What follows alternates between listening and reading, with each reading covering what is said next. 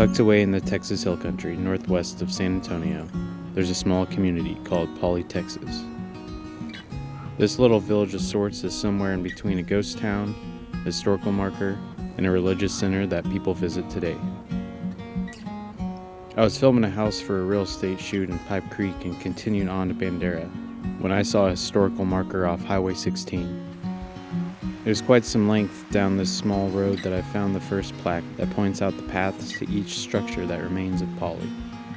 This little settlement was named after Jose Policarpo Rodriguez, who was a scout on many expeditions west of San Antonio, and owner of 360 acres of land along the water that the small road follows called Privilege Creek. In 1882, he built this chapel and began preaching as the community's minister.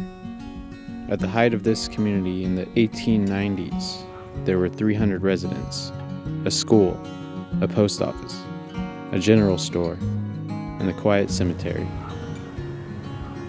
This is where Poly Rodriguez was buried when he passed in 1914. Poly's legend lives on since he was such an influential and hardworking man.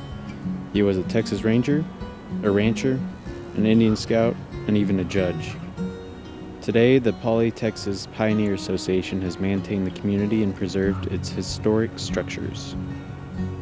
From Bandera, go east on Highway 16 and take a left on Privilege Creek Road.